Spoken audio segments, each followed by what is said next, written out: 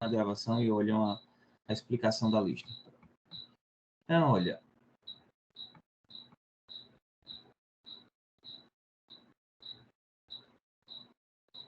Cibele e Renata conseguiram acessar a gravação? Consegui, professor. Pronto.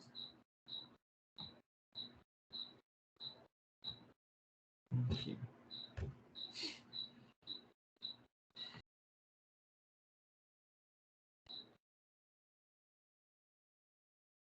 Só carregar aqui, porque esqueci de desligar o computador, ficou ligado aí. Nem deu tempo de reiniciar, ele fica assim lento.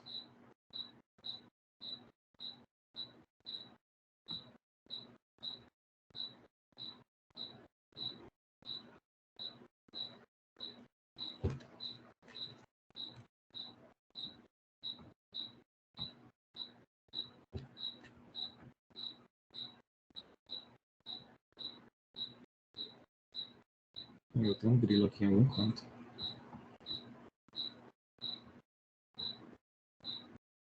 Vamos lá.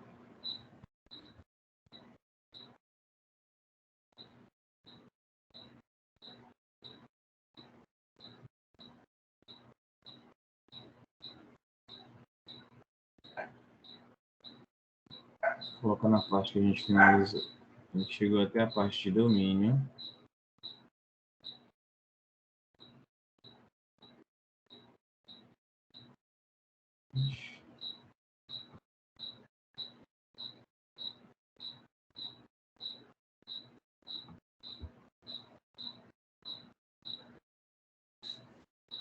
Assim, logo do início. Então, deixa eu pegar a questão aqui. Tá, então vocês querem discutir a questão 6 ou querem discutir a questão 5 também? Ou a 3 também? Ou a 3 ficou tranquila? A 3 é só substituir, gente. Não tem muita coisa para fazer. Vai pegar x variando de 1 a 5 e vai substituindo na função. Que é só para criar uma tabela. Ó. Faça uma tabela listando as distâncias percorridas após cada intervalo de 1 hora, desde x igual a 1 até x igual a 5. Então, vai pegar x igual a 1, substituir aqui em d de x, vai encontrar d de 1.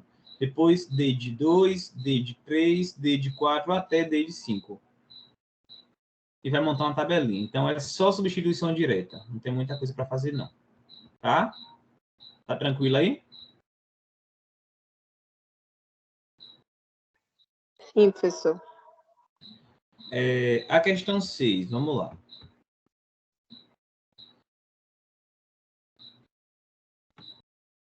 Vou pegar todos os itens que vocês vão me dizendo.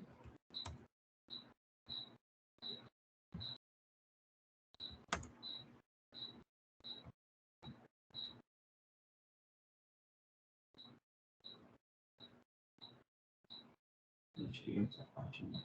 Parei aqui. Slide em branco. Vou copiar isso aqui.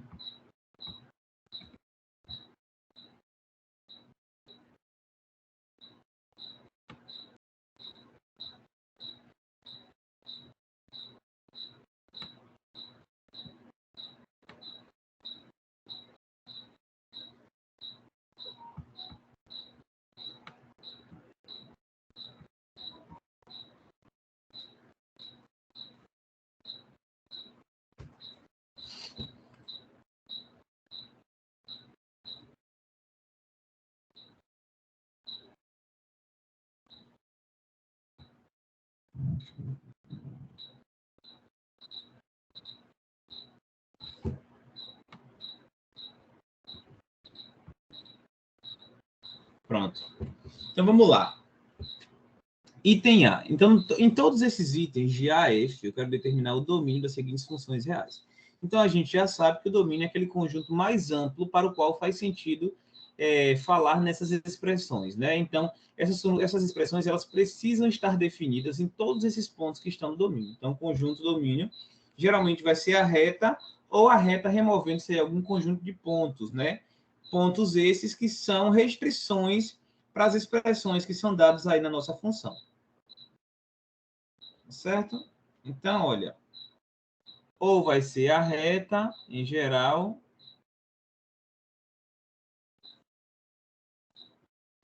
a reta, ou a reta removendo-se aqui, ó, um conjunto é formado por pontos que são as restrições.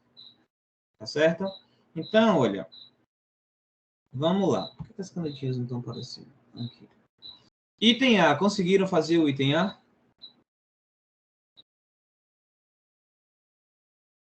Existe algum tipo de restrição no item A? Ó, não vou fazer todas as questões, tá? Só vou esclarecer aqui o que vocês devem fazer. Se tiver algum item que está muito complexo, vocês me dizem, tem um aí que está muito confuso e tentei e não consegui fazer. Aí a gente discute mais a fundo. Mas vamos lá, item A. Conseguiram fazer o item A?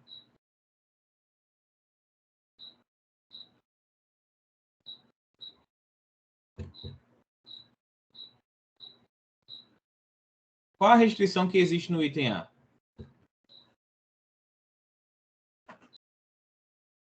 Alguma alma caridosa para me ajudar. Qual restrição existe no item A?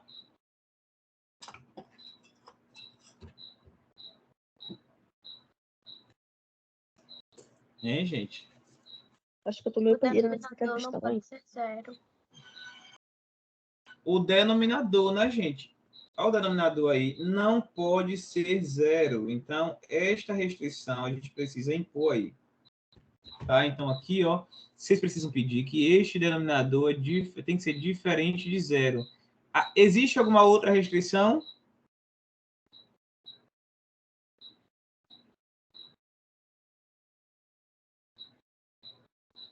Existe alguma outra restrição?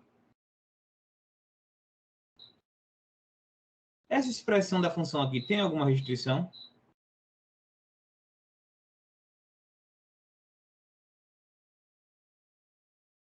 Hein, gente? Tem alguma restrição nessa expressão que eu circulei aqui agora, a segunda?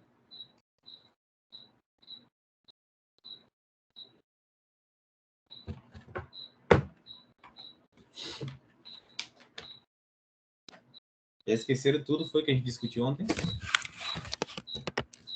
Tem alguma restrição nesta expressão aí que eu circulei? Ó, professor, inclusive, eu esqueci de falar que ontem eu não participei das 2 aulas porque faltou energia aqui em casa desde cedo. Só voltou, acho que eram as 3 horas da tarde. É por isso que eu não participei da aula. Mas você conseguiu assistir a gravação? Não assisti ainda. Então é bom assistir, pelo menos do meio. É toda a gravação, né? Mas mais importante do meio para o fim. Mas a parte inicial também é importante, só que é mais simples. A parte mais complexa foi do domínio. Então, olha, nesta parte daqui, nessa parte de... Nessa expressão não há restrição. Só há restrição quando aparece um denominador ou uma raiz. Tá certo? Então não há restrição. A única restrição é essa aqui. Vocês têm que pedir que x mais 1 seja diferente de zero. Não sei por que não está. O planeta não tem.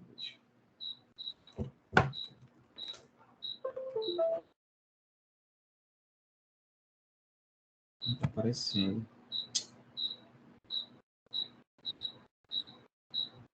Então, aqui, olha, vocês vêm aqui, impondo essa condição, vocês sabem que o x tem que ser diferente de 1 está positivo, passa para o segundo membro com o sinal oposto de menos 1. Então, vocês sabem que o x tem que ser diferente de 1. Então, esse item especificamente, o domínio vai ser o quê? O domínio desta função, estou fazendo esse porque, para quem não acompanhou aí, ficou com dúvida, tá? É igual aí a reta, removendo somente os pontos problemáticos. Quais são os pontos problemáticos? O menos 1. Porque o x tem que ser diferente de menos 1. Então, eu vou remover o menos 1. E o domínio é isso aqui. É toda a reta removendo-se o menos 1. Tá certo? Ou, escrevendo de outra forma, domínio de f seria o x'inho tal que x é diferente de menos 1. Então, são duas coisas equivalentes, tá certo? Item B. Existe restrição no item B? Primeira coisa, vamos fazer o seguinte. Reescreva o item B. usando a seguinte propriedade, né, das raízes. Então, a propriedade é o seguinte: raiz quadrada, por exemplo, pode ser quadrado do índice qualquer, tá? De A sobre B, claro que estamos supondo que B é diferente de zero. Isso aqui é igual a raiz quadrada de A dividido pela raiz quadrada de B. Certo? Então, é isso que a gente vai fazer. Na verdade, isso aqui é raiz enésima. Pode ser um índice qualquer. Vai ser raiz enésima de A dividido pela raiz enésima de B. Então, a gente pode separar. Então, usando essa propriedade, vocês podem reescrever o item B da seguinte forma. F de x vai ser igual a raiz do numerador, x menos 3, dividido pela raiz do denominador, x quadrado menos 2.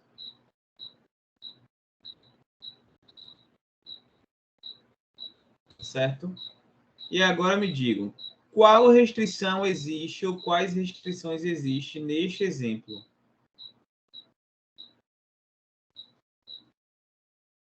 Vocês têm que ir por partes, né? Vão se perguntando, existe restrição no numerador?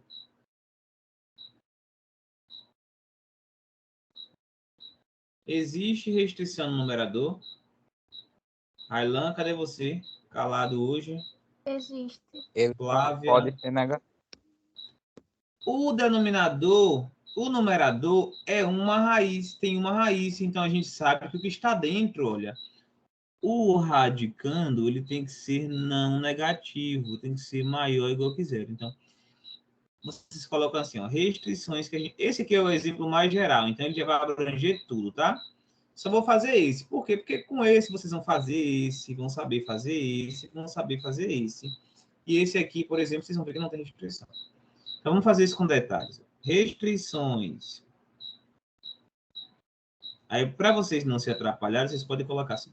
Quais restrições que existem no numerador? Tem uma raiz. Então, como tem raiz de índice par, ó, índice 2 aqui, quando não coloca porque tem 2, então o radicando, que é x menos 3, tem que ser sempre positivo ou zero. Então, tem que ser positivo ou zero, ou seja, não negativo. Vocês podem até resolver aqui. Então, implica daqui que o x tem que ser maior ou igual que, como aqui está menos 3, maior que o oposto de menos 3, que é 3. Então, x tem que ser maior ou igual que 3. Então, você já sabe qual é esse intervalinho aí, né? Depois vocês fazem o intervalo. Vamos lá.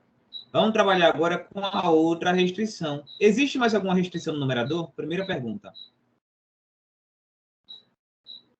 Existe mais alguma restrição no numerador?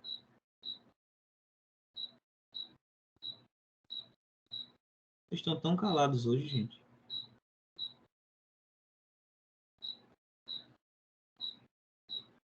Em Adila, você acha o quê? Existe restrição, mais alguma restrição no numerador? Ou a única que existia era a raiz de índice 2? Railan, Flávia. Professor, acho que não. Concordam aí que não existe ou alguém acha que existe? Grazi, Cibele, Renata, bora lá? Saulo, Ravi, se manifestem. Eu acho que não existe também, não. Somente a única restrição que nós temos é a raiz, não é isso? E por que tem restrição? Porque tem índice 2, né? Se fosse índice ímpar, a gente sabe que não tem restrição, podia ser qualquer número. Então, só há restrição porque tem índice par. Vamos para o denominador. Denominador é a mesma coisa, né? Olha, mesma coisa entre aspas. Primeiro, existe restrição porque tem o índice 2, não é isso? Então, a gente sabe que, olha, que o radicando, que é x² menos 2, tem que ser maior ou igual que zero. Por outro lado, qual é a outra restrição que existe aí no denominador? Ele não pode ser o quê?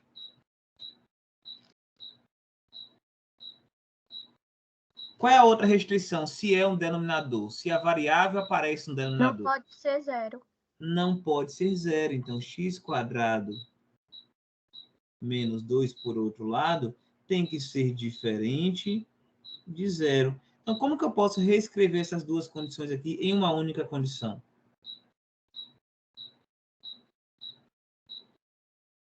Olha. Quadrado menos 2 tem que ser Sim, maior estrito, não é isso? x² menos 2 tem que ser maior estrito que zero. Por quê? Porque a gente viu que não pode ser igual. Então, aquele igual que aparecia na primeira linha das minhas duas restrições, a gente remove aquele igual, porque ele tem que ser diferente pelo segundo item. Ó. Aqui podia ser maior ou igual, mas aqui diz que tem que ser diferente de zero. Então, a gente tira esse igual a zero aqui, ó, que não pode. E escreve essas duas condições com uma única condição. x² menos 2 maior ou igual que zero. Como é que a gente faz para resolver isso agora? Do mesmo jeito, né? Então, vamos lá. Ó. Vamos procurar os números aqui. x² vai ser maior que o oposto de menos 2, que é mais 2. Agora, o que acontece? A gente pode passar a raiz quadrada aí, não é isso?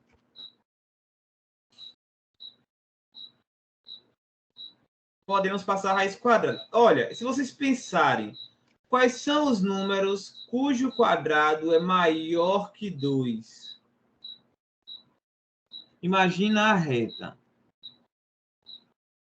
Imagina a reta. Todo número, vocês concordam que todo número a partir de 2, a partir de 2... Quer dizer, não vou pintar o 2, né?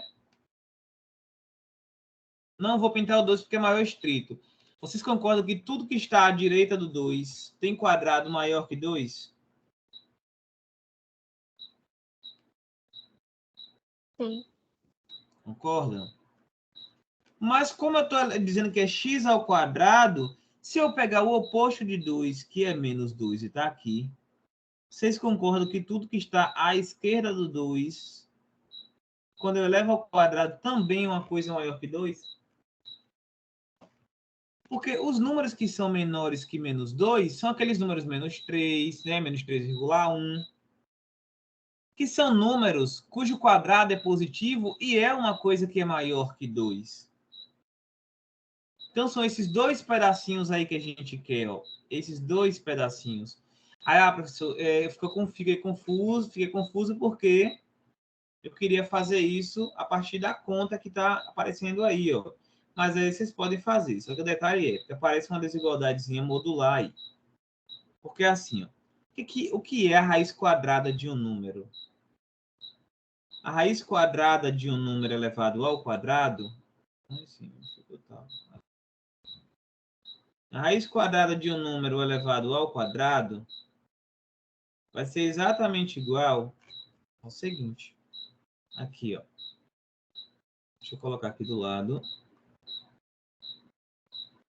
A raiz quadrada de x elevado ao quadrado, ao contrário do que muita gente pensa, que é só cortar o 2 com o índice 2 aqui e dizer que isso é x, está errado. Não é x. Por que não é x? Imagina que x é igual a menos 4, ou menos 2. Raiz quadrada de menos 2 ao quadrado. Se eu digo que é o próprio x, seguindo esta lógica, nessa definição aí, a raiz quadrada de menos 2 ao quadrado seria o próprio menos 2. E a raiz quadrada pode ser um número negativo?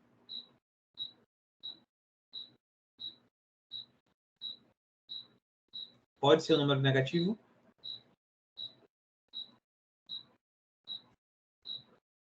Hein, gente? A raiz quadrada pode ser um número negativo ou não? Se a raiz de índice par, gente, pode ser negativa? Se alguém está escrevendo no chat, eu não estou visualizando, tá?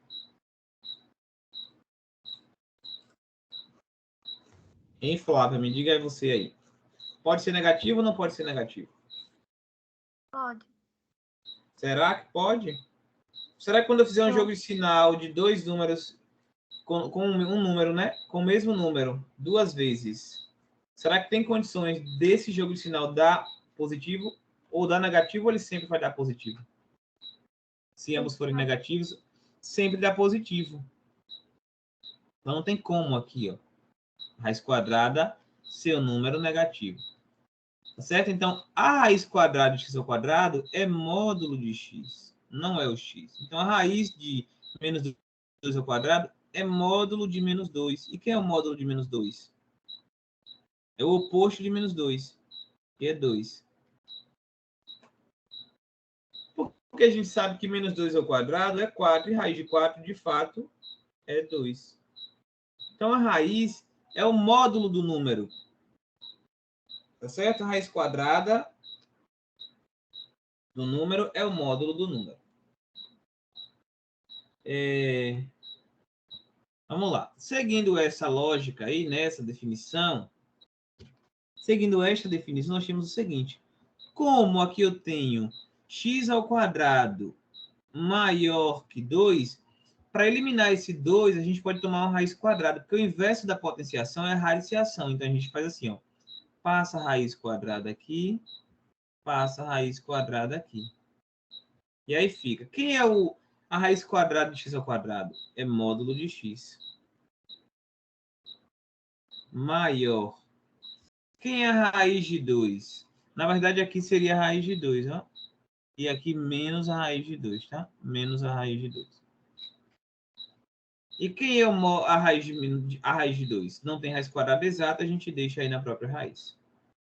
Tá, agora me digam. Quais são os números cujo módulo é maior que raiz de 2? A gente sabe que o módulo se o número for negativo, o módulo é o oposto daquele número. Tá? Se o número é positivo, o módulo é o próprio número. Então, quais são aqueles números que têm módulo maior que raiz de 2? Todos os que são maiores que raiz de 2, não é isso, gente? Tem módulo maior do que raiz de 2, concordam? Então, isso aqui implica, ó, quem são os números? Vai ser os xizinhos que são maiores que raiz de 2, ou também os xizinhos que são menores que menos raiz de 2. Ó. Porque qualquer número que você pegar que menor que menos raiz de 2, ó, quando você pegar o módulo é o oposto. Então, como aqui vai ser um número grande, por exemplo, 3. 3 está aqui, menos 3 está aqui. Módulo de menos 3 é mais 3, que é maior do que raiz de 2. Então, ó, satisfaz essa condição aqui. Tá certo? Então, os números que tem... Se eu perguntasse para vocês assim, quais são os números, borracha? Quais são os números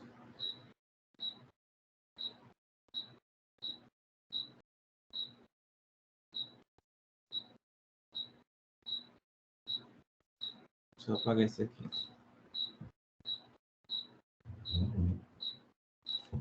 Quais são os números cujo módulo é maior que 3? Quais são os números? Será que são somente os números que são maiores que 3? Será que somente esses números têm módulo maior que 3?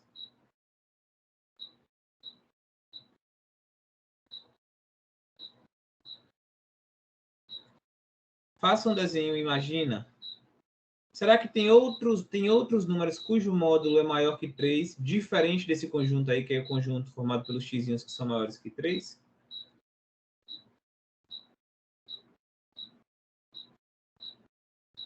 Se vocês têm dúvidas, vocês fazem um apelo geométrico.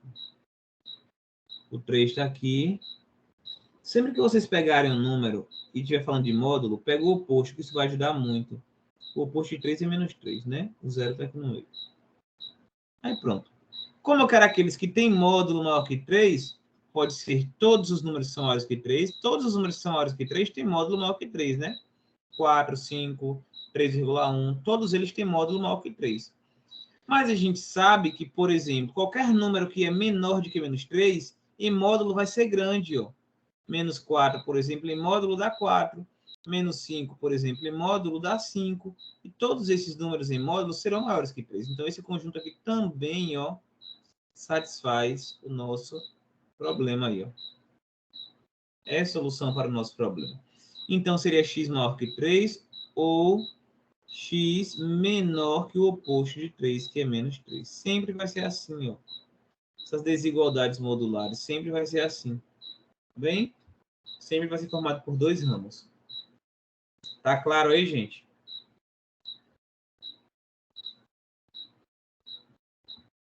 Hein, pessoal? Vocês estão tão calados hoje. Até Railan, que fala Sim, muito, professor. participa muito, não está interagindo. Tá claro, Ádila? Sim, muito obrigada. Tudo aí? Então, agora, a questão acabou? Não acabou ainda. Por que não acabou ainda? Porque eu encontrei dois conjuntos. Vocês têm que entender uma coisa, ó. Eu quero aquele conjunto de pontos que satisfaz as restrições do numerador e as restrições do denominador. Não é só satisfazer as restrições do numerador. O numerador está aqui. A restrição que o conjunto que satisfaz é esse aqui, ó. A gente viu que os pontos que satisfazem são aqueles que são maiores que 3. E para satisfazer o denominador?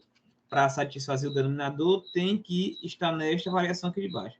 Vamos representar esses dois conjuntos, as duas restrições que a gente encontrou, ou esses dois conjuntos de pontos que satisfazem, né, as condições, em retas diferentes. Se olhar a parte comum, tá certo? Quero olhar aqueles pontos que satisfazem tanto esse asterisco quanto dois asteriscos. Por quê? Porque são duas condições, então tem que satisfazer as duas restrições simultaneamente.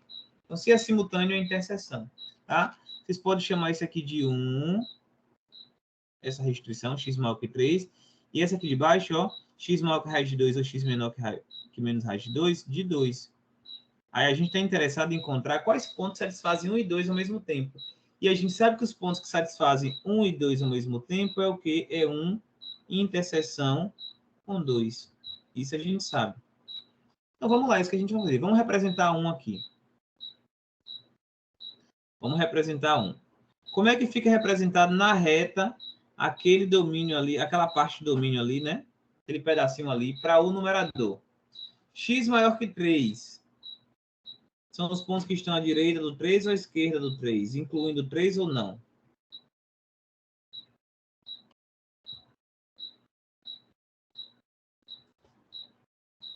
Hein, gente? São os números que estão à direita ou à esquerda do 3? Inclui o 3 ou não inclui o 3?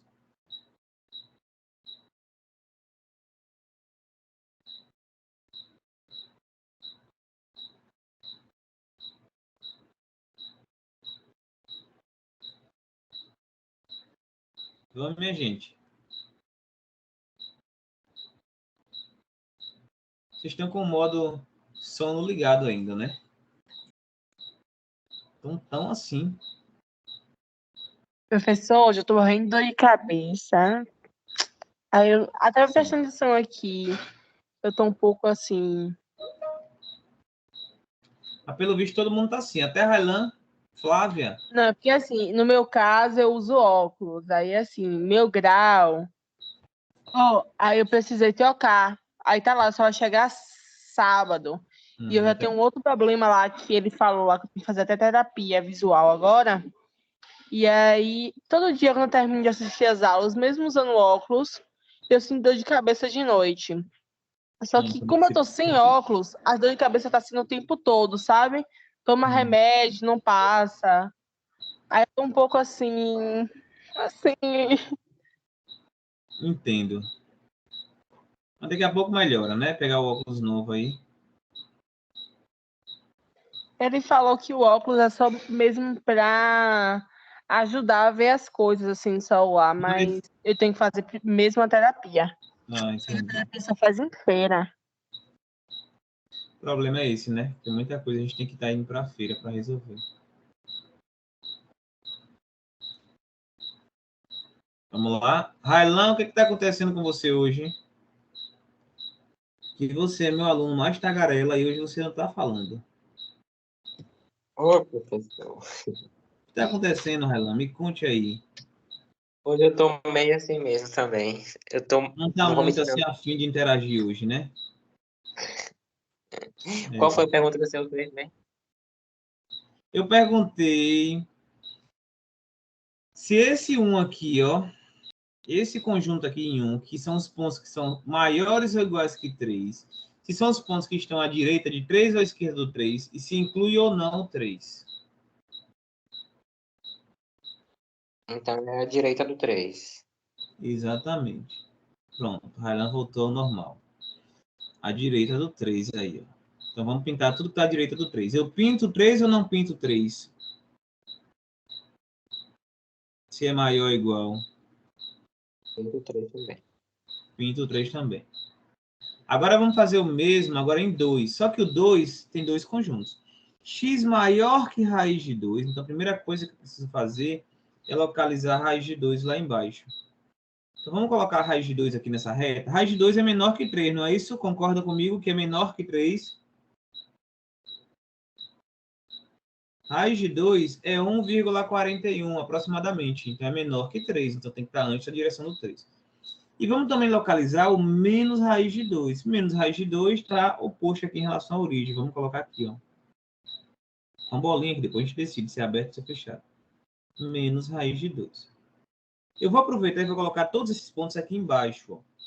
Eu preciso fazer, olhar a interseção desses dois conjuntos. Vocês vão entender já. Então, vou aproveitar e vou fazer isso aqui, ó.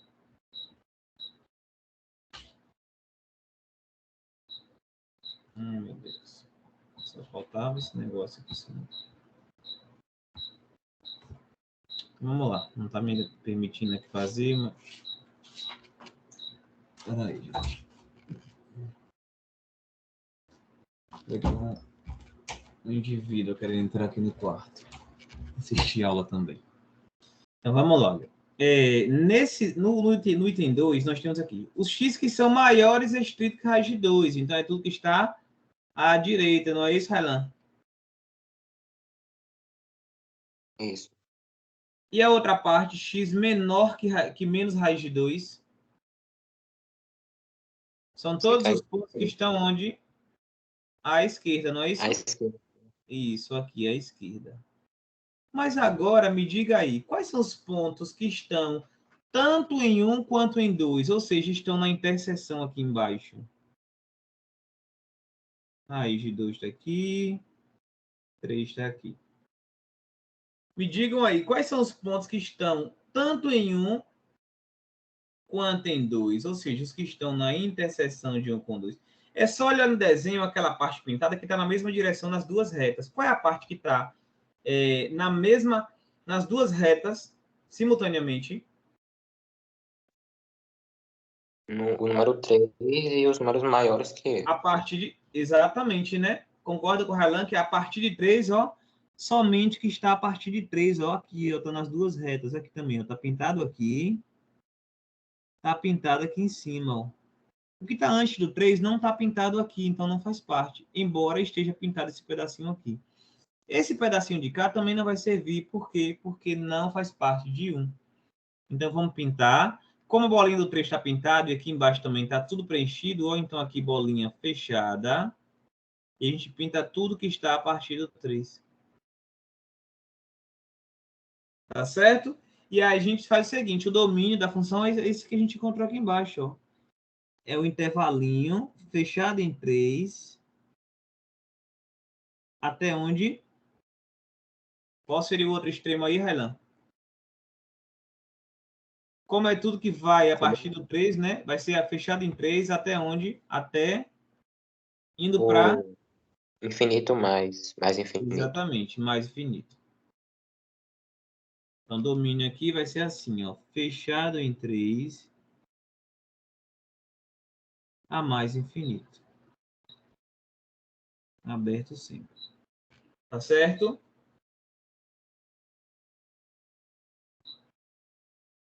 Tranquilo aí?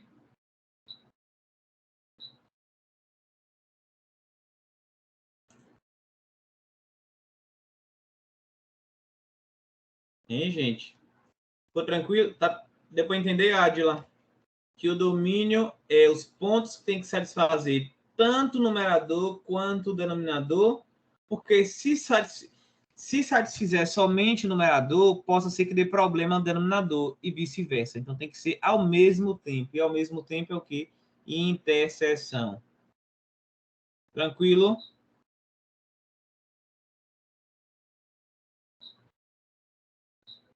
O item D vai ser a mesma coisa. Ó, vocês vão fazer a mesma coisa. Vão ver qual é a restrição para o numerador, qual é a restrição para o denominador. E vão fazer exatamente a mesma coisa. Olha a interseção. Conseguiu fazer, Raylan, essa questão toda completa? Na verdade, eu não abri a lista ainda. Eu vou tentar Não fazer ela inventou hoje. ainda? Não. Vou fazer hoje, né? Que era para vocês começarem ontem. Na aula 5. Mas vamos lá, olha. É isso, tá? No item F, tem um cuidado. Me digam aí, só, né, para deixar esclarecido aqui. Às vezes vocês podem olhar e vou olhar vai ter uma restrição no numerador e vai ter uma restrição no denominador. Qual ou quais restrições existem no item F? Diga aí, o que a intuição de vocês diz? No item F O aqui. denominador é diferente de zero. Primeiro, existe alguma restrição para a raiz? Não, porque o coisa é ímpar. Índice ímpar, ó.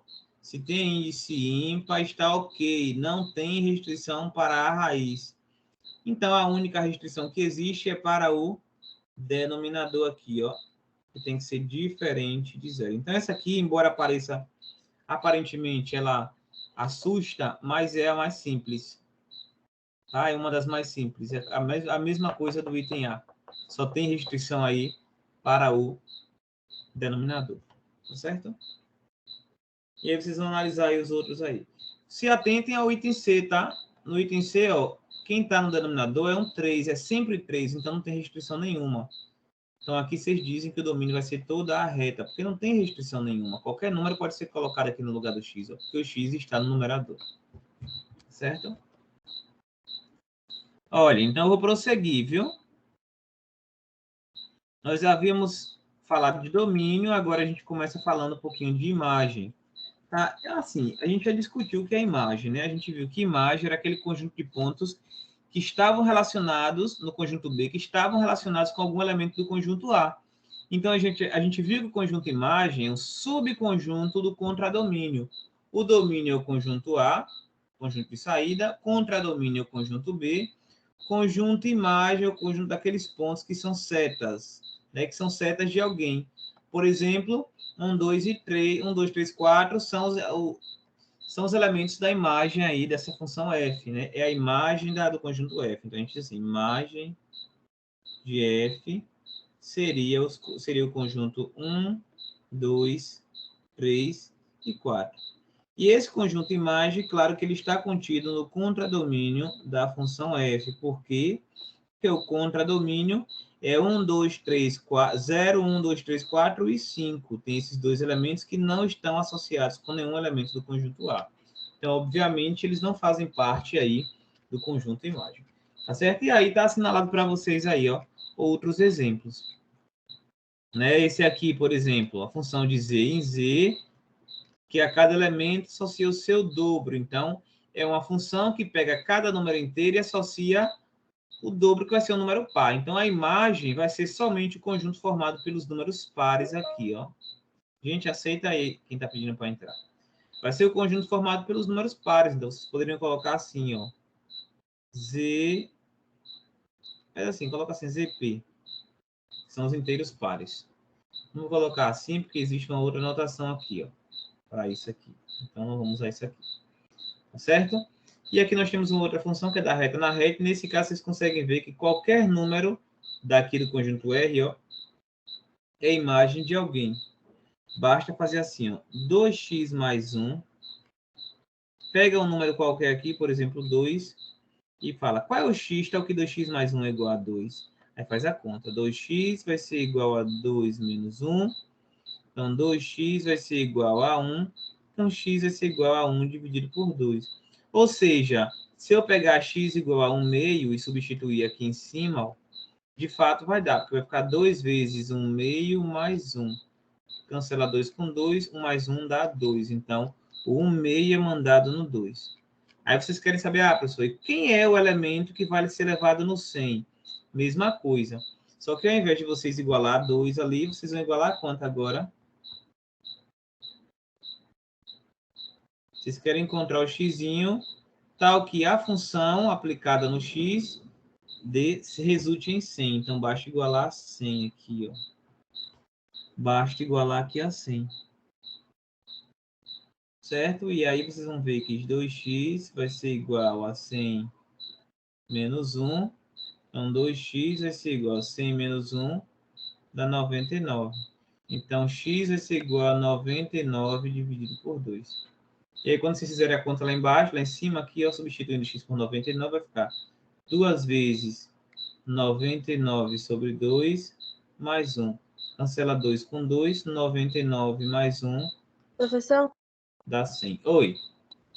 a Raila pediu para avisar que ele vai ter que sair da aula rapidinho. Deixa ele retornar. Tá certo. Vamos lá? E aí, agora eu vou perguntar para vocês, tá? Verifique as relações entre conjuntos a seguir são funções e determine os conjuntos. Domínio da função f, contradomínio da função f e imagem. Vamos lá, vocês vão me dizer. Quem é... Primeira coisa, essa relação que está expressa entre esses dois diagramas é uma função? E por quê?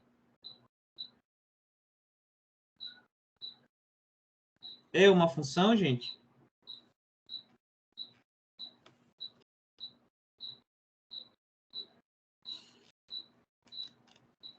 Lembra lá que a gente definiu função, que era aquela relação bem comportada, e que de cada elemento do conjunto A partiu uma única seta? É função ou não é função? Hein, Flávia? É função. É função, não é função? Ó, de cada elemento está partindo uma única setinha aqui, ó. E de todo elemento do conjunto A parte seta. Então, não sobrou ninguém no conjunto A e de todo mundo partiu uma única seta. Primeira pergunta. Quem é o domínio da função f? Quais são os elementos aí que estão no conjunto de partida? 1, 2, 3 e 4. 2, 3 e 4. Quem é o contradomínio? 1, 4, 9 e 16. Quem é a imagem?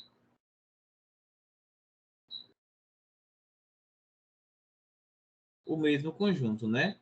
Nesse caso, o contradomínio coincidiu com a imagem, tá certo? Contradomínio e a imagem, você pode colocar só CD aqui, tá? CD. Então, nesse caso, a gente viu que CD coincidiu com a imagem de F. Exemplo 2. A relação que está expressa aí para vocês é uma função de A em B?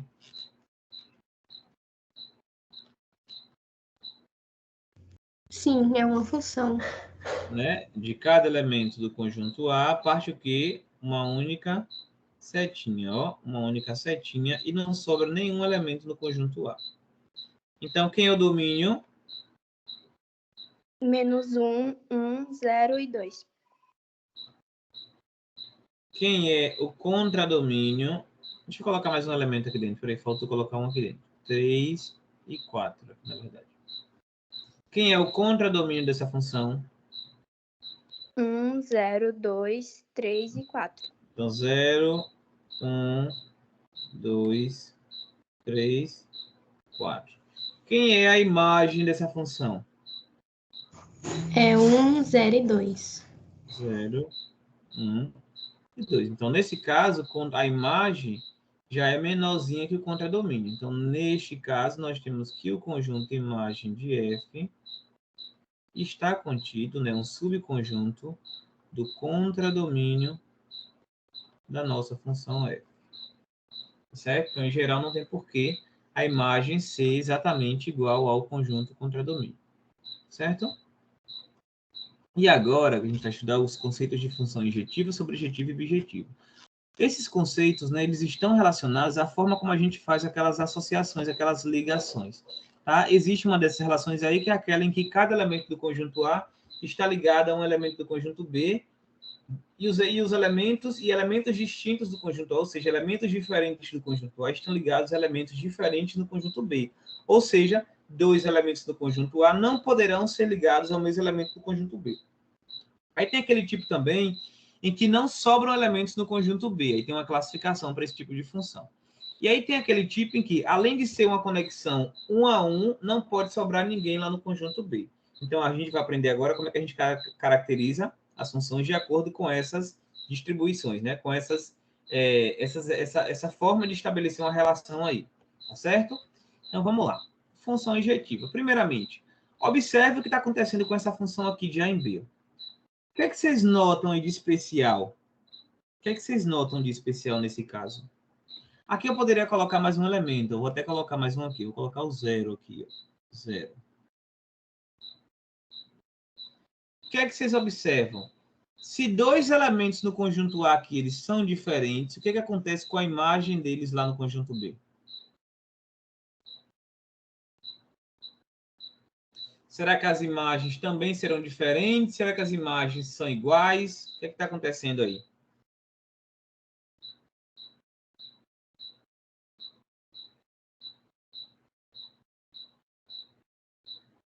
Ó, o 1 e o 2 são diferentes aqui no conjunto A. Quem é a imagem do 1? É o 1. Quem é a imagem do 2? É 4. Então, a gente está percebendo aqui, ó, que elementos diferentes têm imagens diferentes. Não é isso, gente, que está acontecendo? Não seria isso se a gente colocasse, por exemplo, o 0 aqui, ó. E pegasse o 0 e ligasse o 0 aqui, ó, para o 1.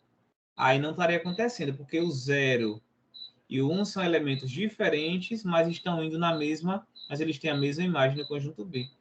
Então, isso aí seria, iria de encontro, né? Seria contraditório ao que eu disse.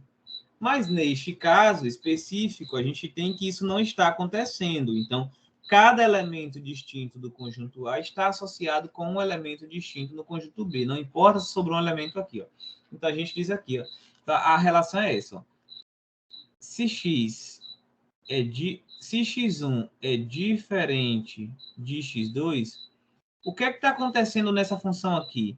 F de x1 é igual a f de x2 ou f de x1 é diferente de f de x2? Me digam aí.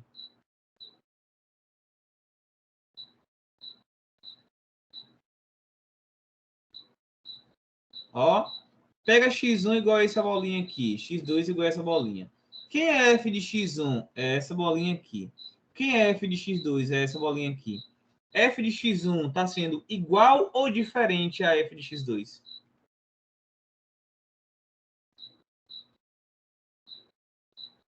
Hein, gente? Diferente. Diferentes, ó. Esse diagrama está me dizendo assim, ó. Valores distintos aqui no conjunto A estão relacionados com valores distintos no conjunto B, não é isso?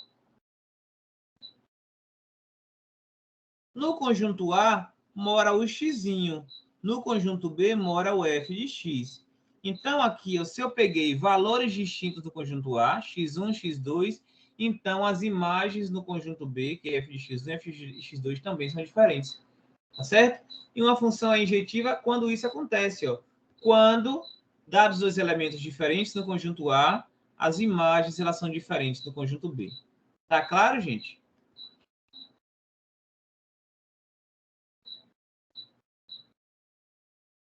Pontos distintos aqui, pontos diferentes, têm imagens diferentes. Tá claro ou não?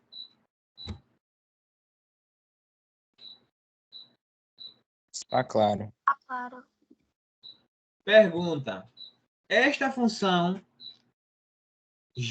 função G, nesse caso a função é G de x, tá? Ela é injetiva?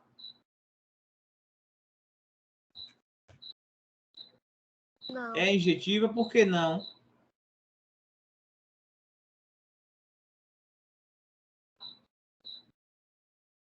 Porque dois elementos de A estão relacionados ao mesmo elemento de B. Porque dois elementos distintos de A, né, diferentes, não é injetiva, pois a gente tem aqui, ó, menos 1 é diferente de 1, porém, f de menos 1 é igual a 1, que é igual a f de 1. Então, ó, valores distintos com a mesma imagem aqui, ó. Então, claro que ela não é injetiva, tá certo? Para ser injetiva, cada seta que sai do conjunto A aqui, ó, chega num elemento diferente do elemento B. A próxima seta tem que chegar em um outro elemento que ainda não recebeu nenhuma seta. Mas essa função tem uma propriedade especial. Nessa função, por exemplo, a imagem era todo o conjunto B ou era um subconjunto do conjunto B? A imagem dessa função.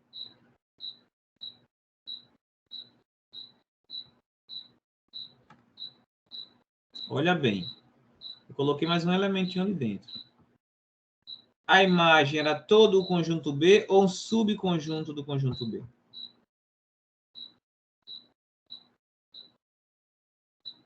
A imagem não é aqueles elementos que são setas? Então, são esses daqui. Ó.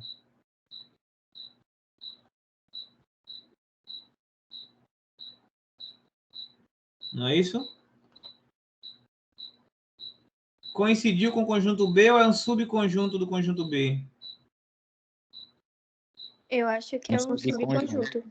Subconjunto, porque tem um zero aqui que eu coloquei, ó, e o zero não está relacionado com ninguém. Então, nesse caso, nós temos uma representação 1 a 1, porém está sobrando um elemento de B. No segundo caso, agora, a gente não tem mais aquela representação 1 a 1, né? Porque tem dois elementos indo no mesmo. Em contrapartida, o que acontece no conjunto B aqui? Não sobram...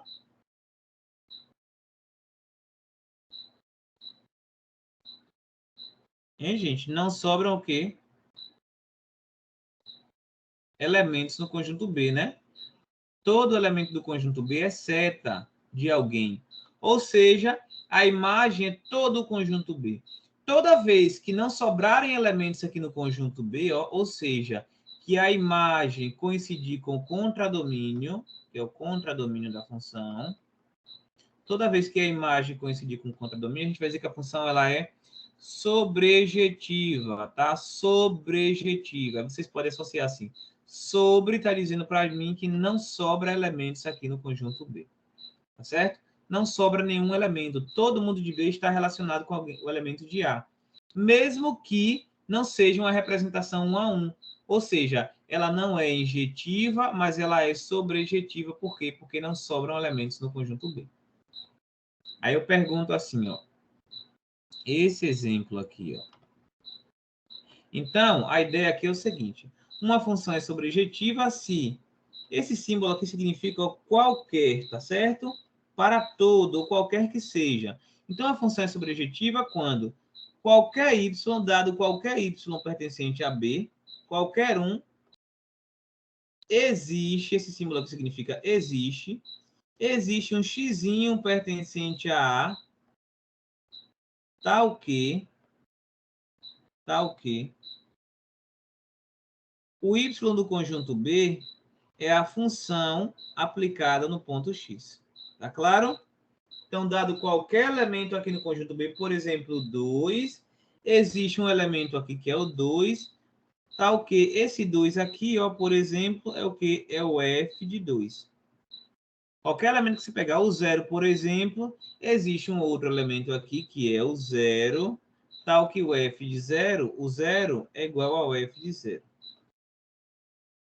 O conjunto, o ponto 1, por exemplo, existem dois elementos, mas existe, tá? Existe dois elementos. A gente vai ver que futuramente vai ficar ruim. Isso aqui não pode acontecer quando a gente for definir função inversa, porque a função inversa vai ser a função que vai de conjuntos opostos. Se a função vai de A para B, a inversa vem de B para A. E aí você teria que um elemento aqui estaria relacionado com 2. Isso aqui saindo duas setas do elemento 1. Então, olhando na ordem inversa, teria problema, tá? Se vocês olham, por exemplo, eu faço uma pergunta para vocês. Se vocês olham agora a função daqui para cá, o que está representado no diagrama aí? Seria uma função ou tem algum problema? Olha o sentido que eu estou mandando olhar agora. Daqui, de B para A. Seria uma função de B em A ou teria algum problema?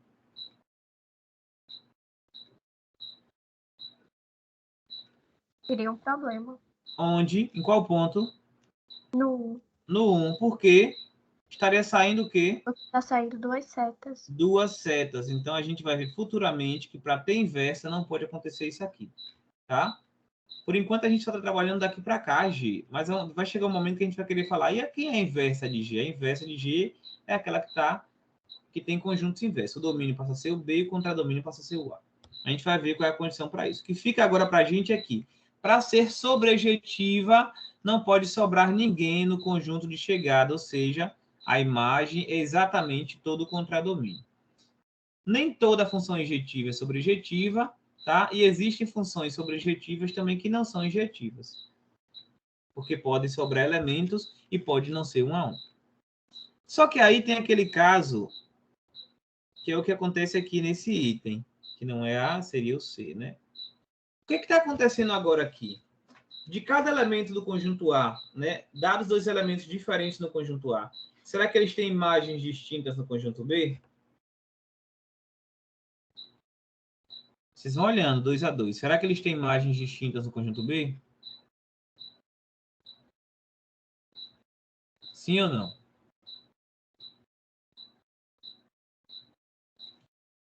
Pega 2 elementos diferentes no conjunto A. 1 e 2, por exemplo. As imagens são diferentes lá no conjunto B?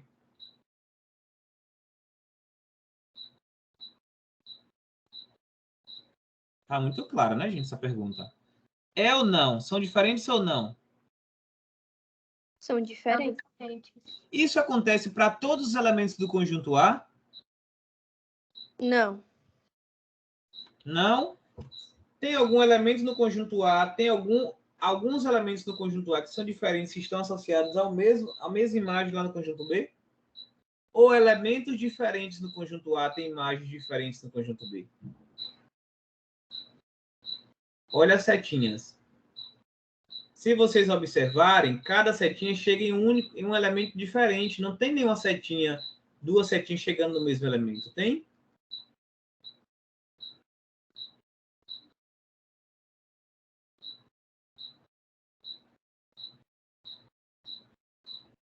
Não tem, né, gente? Aqui, ó, do 1 sai uma seta chegando no 1. Do 2, uma seta chegando no 4, que é diferente de 1. No 3, uma seta chegando no 9. 9 é diferente de 4, é diferente de 1. E no 4, sai uma seta chegando no 16, que é diferente de 9, é diferente de 4, é diferente de 1. Essa função é injetiva?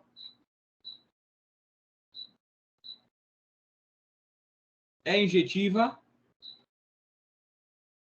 Vocês podem pensar assim, injetiva é aquela função que injeta 1 a 1, vai injetando 1 em 1. Tá certo? Uma coisa que é uma injeção, se vocês imaginarem injeção, é uma coisa aplicada em 1 a 1, ó, 1 a 1. Então, será que ela é injetiva? Sim. Isso aqui, por exemplo, não é uma injeção, ó. Isso aqui, ó. Tá? Porque tem 2 elementos distintos indo aqui no mesmo elemento. Ela é injetiva? É, né, Flávia, que falou aí que é? Ou eu entendi mal? Foi assim. Falou que é, né, Flávia? Então, ó, é injetiva, porque elementos diferentes estão relacionados com elementos diferentes. Então, primeira coisa, ela é injetiva. É injetiva.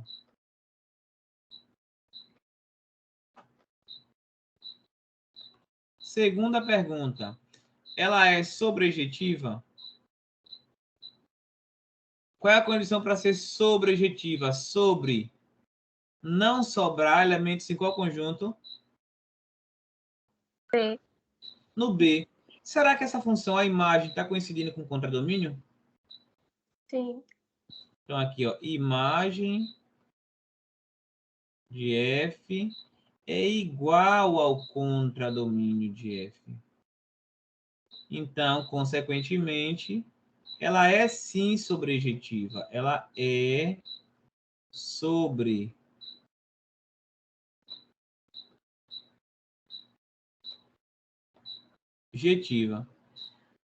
As funções que serão chamadas de bijetiva, o próprio prefixo aqui, bi, já diz, ó, bi é as duas coisas.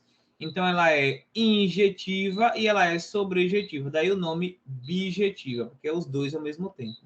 Então, se ela é sobrejetiva e injetiva, a gente vai dizer que essa função ela é bijetiva. Então, bijetiva é aquela relação que é 1 a 1. Ó, 1 a 1, sem sobrar elementos em B. Ó. Esse vai nesse, o outro vai em outro elemento diferente, o 3 vai em outro elemento diferente, o 4 vai em outro elemento diferente, e não sobra elementos, ou seja, é 1 a 1, ó, cada um elemento vai em um do B, e não sobra ninguém. Aí eu pergunto para vocês, será que nesta relação que está expressa para vocês aí agora, será que teria sentido definir uma função agora de B em A? Aqui é de B em A. Será que essa relação que está representada aí, de B para A, é uma função? Sim. É, né? Sim. Porque de cada setinha aqui, ó, de cada elemento sai uma única setinha, ó, para o conjunto B. Então, aí a gente diz que esta relação, toda vez que uma função é objetiva, ela admite inversa. A gente vai denotar assim, ó, f menos 1. E quem é f menos 1? É a função que vai agora de B em A. E só tem sentido falar na inversa quando ela for o quê, gente? Bijetiva, não é isso? Porque vai ser 1 a 1. Tudo bem? A gente já viu, olha, se ela não for bijetiva, por exemplo, aqui, ó. Vamos pegar esse exemplo. Digamos que acontece isso aqui, ó. Esse está relacionado com esse está relacionado com esse, e esse está relacionado com esse. Esta função tem inversa? Eu estou olhando ela daqui para cá. Mas será que ela tem inversa? Será que daqui para cá eu também posso enxergar uma função? Também existe uma função daqui para cá? Não existe. Não. Aí você se pergunta, por que não? Olha, ela não é injetiva. Então, o problema aqui principal é porque ela não é injetiva. Tá? Se ela não é injetiva, dois elementos podem estar chegando no mesmo aqui. E aí, quando eu olhar ao contrário, esse elemento agora vai em 2. Então, não tem inversa, por quê? Porque não é injetiva. Mas aí, não é só quando não é injetiva que tem problema. Poderia ser assim, ó. Aqui, aqui. Agora, eu vou pegar uma que é injetiva, vou pegar 4 elementos, e aqui eu vou pegar, ó, essa com essa, esse com esse com esse com esse. Eu vou botar mais 2 elementos aqui. Aí, de A para B, claro que eu tenho uma função daqui para cá, né? Daqui para cá. Né? E ela é injetiva. Ela só não é sobrejetiva. Concorda comigo que ela não é sobrejetiva? Concordo que ela não é sobrejetiva? Concordo. Tá sobrando o que aqui? 2 elementos, não é isso? Ou seja, a imagem não coincide com o contradomínio. Eu posso enxergar uma função daqui para cá? E por quê? Não. Também não. Por quê? Porque está sobrando os 2 elementos. Isso, porque esses 2 elementos não vão estar relacionados com ninguém lá. E para ser função, todo mundo tem que estar relacionado com um único elemento no conjunto B, não é isso? Então, essa aqui não tem inversa também, por quê? Porque não é sobrejetiva. Agora, esse diagrama que está representado aí para vocês, essa função ela tem inversa?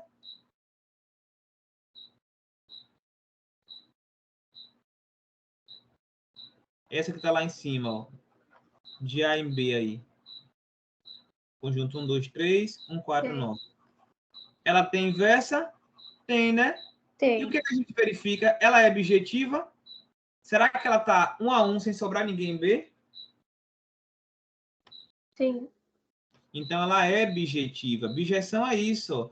Bijeção é 1 a 1 sem sobrar ninguém em B, ó. Então, de cada elemento aqui sai uma única seta, de cada elemento em B chega uma única seta também, não sobra ninguém. Então, ela é bijetiva. Então, qual é a condição necessária para que... E suficiente, né? Para que uma função tenha inversa, é que ela seja o quê? F seja o quê? Bijetiva. Bijetiva. E aí a gente escreve assim, ó. Essa condição a gente escreve assim, ó. F possui inversa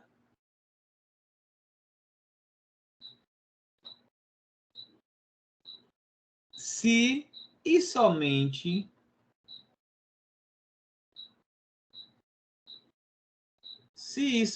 se o quê? F é bijetiva. Tá claro aí para todo mundo? E qual é a notação que a gente vai usar para a inversa?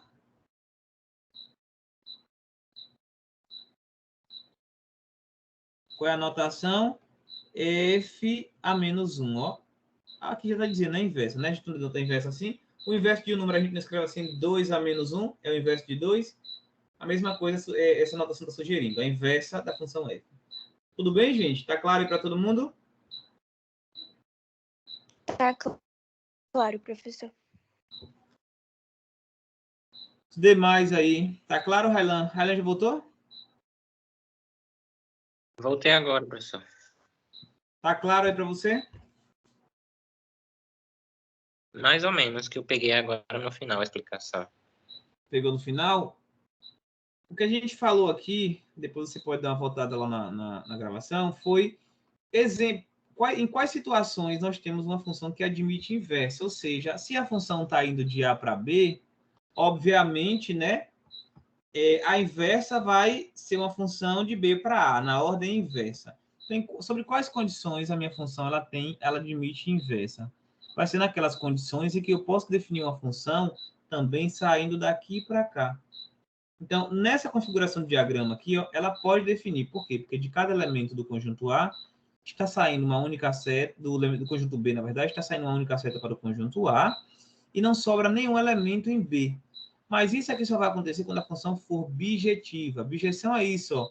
É cada elemento ligado a um elemento diferente aqui, sem sobrar ninguém no conjunto B, ó. Ou seja, é quando ela é sobrejetiva. Sobrejetiva quando não sobra ninguém aqui, ó. Todo mundo está relacionado com alguém. Certo? Se eu botasse mais um elemento aqui, ela deixaria de ser sobrejetiva.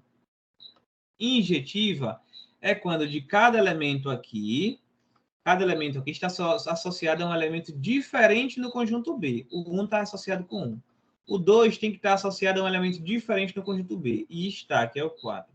O 3 vai estar associado a um elemento diferente no conjunto C, que é o 9. Ou seja, é uma injeção mesmo. É um elemento sendo injetado em outro, que é diferente dos demais, né? Das demais imagens.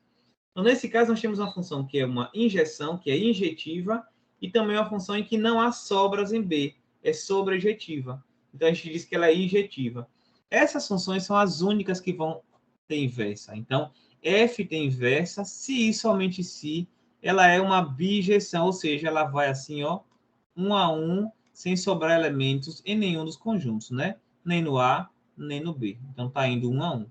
Só nessa hipótese é que você vai ter funções que são bijetivas, tá? Ou seja, que tem inversas. Desculpa, só nessas hipóteses que você tem função inversível, ou seja, que tem inversa. Mais ou menos claro? Tá, então, a função do A com B vai ser com um número diferente, mas se o número diferente tiver alguma relação com ele, né? Por exemplo, o 4 e o 2 tem uma relação. Tipo, Isso. 4 dividido por 2. E aí, qualquer outro elemento, por exemplo, não pode estar relacionado com 4, porque o 2 já está relacionado com 4. Qualquer outro elemento diferente de 2 no conjunto A tem que estar relacionado com outro elemento diferente no B. E não pode sobrar ninguém no conjunto B, porque aí vai ser 1 a 1 mesmo, ó.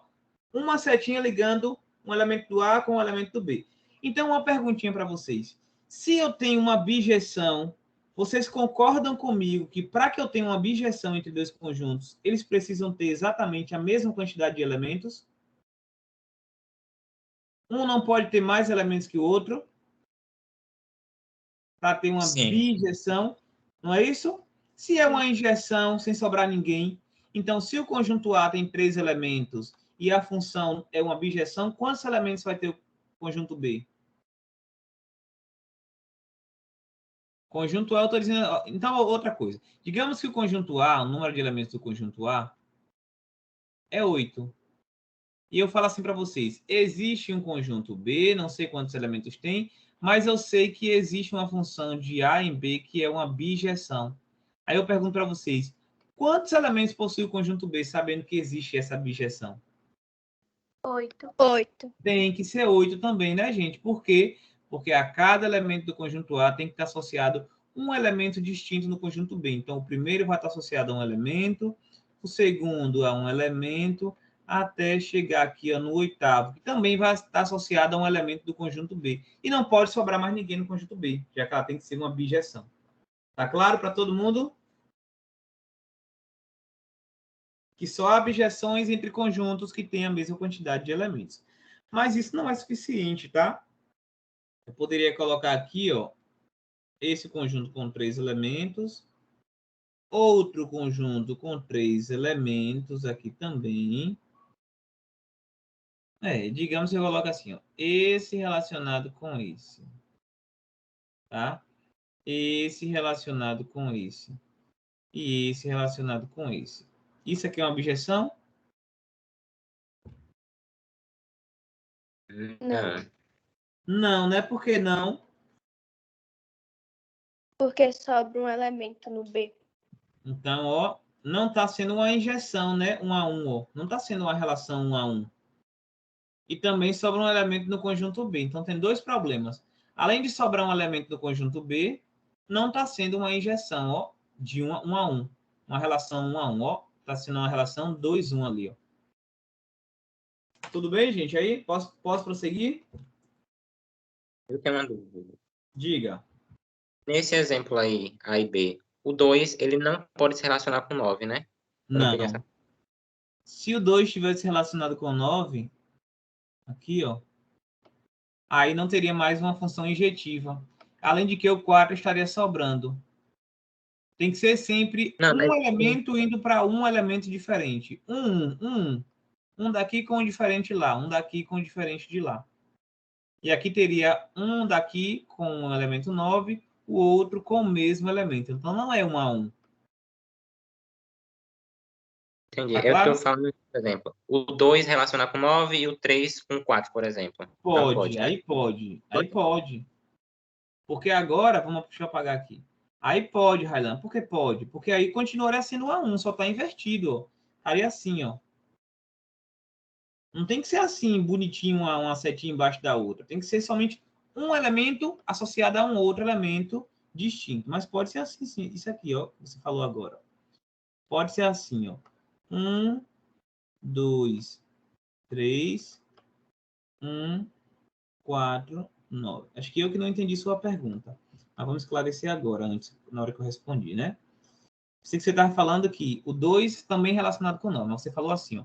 O 1 está relacionado com 1, o 2 com 9 e o 3 com 4, é isso? Isso. E aí, é 1 a 1?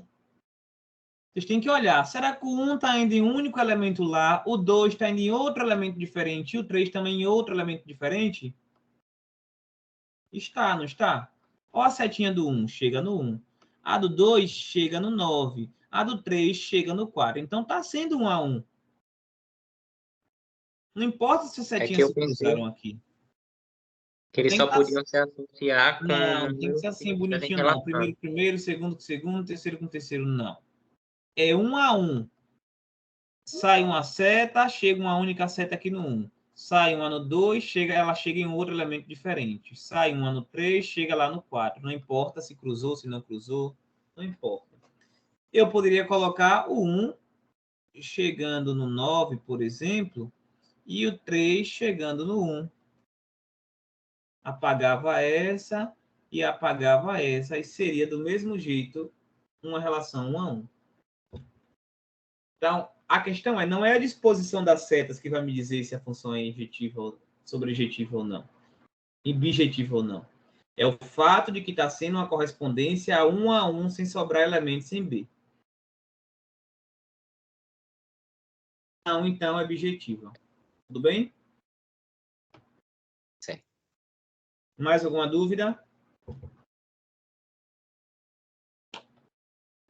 Olha, vocês aprendem muito com essas dúvidas de vocês, tá? Porque às vezes você está com uma definição ali na sua... O conceito acha que entendeu, mas com aquela pulgazinha lá atrás da orelha. Então você fica, mas se eu inverter, o que é que acontece? A sua intuição, por exemplo, a intuição de Railan dizia que Se invertesse aí, se trocasse a ordem das setinhas, não era. Se ele não perguntasse, ele ia ficar com um conceito mal formado aí, equivocado. Certo? Então, tem uma dúvida, gente? Pergunta. Para evitar estar acumulando dúvidas, que é muito pior acumular dúvidas. Chega um momento que você já acha que não sabe mais nada, porque são tantas dúvidas. Certo? Então, bora evitar estar guardando dúvidas aí. Tem nem espaço para dúvidas mais. Vamos jogar as dúvidas aí que a gente esclarece. Eu vou prosseguir. Pronto. Então, olha, até aqui nós estudamos todos os conceitos assim, mais complexos, digamos assim, que estão relacionados com função. O que nós vamos fazer agora é fazer uma interpretação gráfica. Então, a partir de um gráfico, deixa eu só ver se eu falei de plano cartesiano. Eu vou falar aqui rapidamente, porque eu teria que falar de plano cartesiano. Então, fazer o seguinte, eu vou inverter as ordens. Antes de falar de análise e interpretação de gráficos, eu vou falar logo de plano cartesiano, que eu vou precisar. Foi a gente fez, não foi? O exemplo. Vamos falar aqui, olha, de plano cartesiano, porque aí depois a gente volta a entender, a fazer essa análise de gráfico. Porque não tem como a gente falar de gráfico se a gente não sabe nem o que é um gráfico, nem como é que a gente constrói um gráfico. Então, para falar de gráfico, eu preciso conhecer... Na verdade, vocês já conhecem, né, gente, plano cartesiano? Vocês se lembram? O que é o plano cartesiano? Vocês já viram isso, não viram? Não. Então, como era que o professor construiu o plano cartesiano para vocês lá? Ele falava assim, olha, vamos pegar duas retas, tá? Duas retas de números reais. E vamos fazer o seguinte, vamos fazer essas duas retas se encontrarem em um ponto. Mas como, professor, que essas retas vão se encontrar em um ponto? Elas vão se encontrar em um ponto fazendo um ângulo de 90 graus, ou seja, uma totalmente vertical sem inclinação e outra totalmente horizontal sem inclinação. E aí eu faço essas retas se encontrarem. Esse ponto onde ela se encontrou, a gente vai chamar de origem do sistema. Então, quando eu faço essa interseção desses dois eixos, né, dessas duas retas, eu vou encontrar aí um ponto. Esse ponto é que a gente vai chamar de origem do meu sistema, tá certo? O plano cartesiano é o conjunto, é o plano delimitado por essas duas retas. Então, vai ser toda essa região aqui, ó, que foi delimitada pelas duas retas, ó, incluindo, claro, os eixos, ó, né? Então, toda essa região que está delimitada aqui por essas duas retas é o que a gente chama de plano cartesiano. Então, para a gente, plano cartesiano é o sistema constituído por dois eixos. O que é que eu estou chamando de eixo?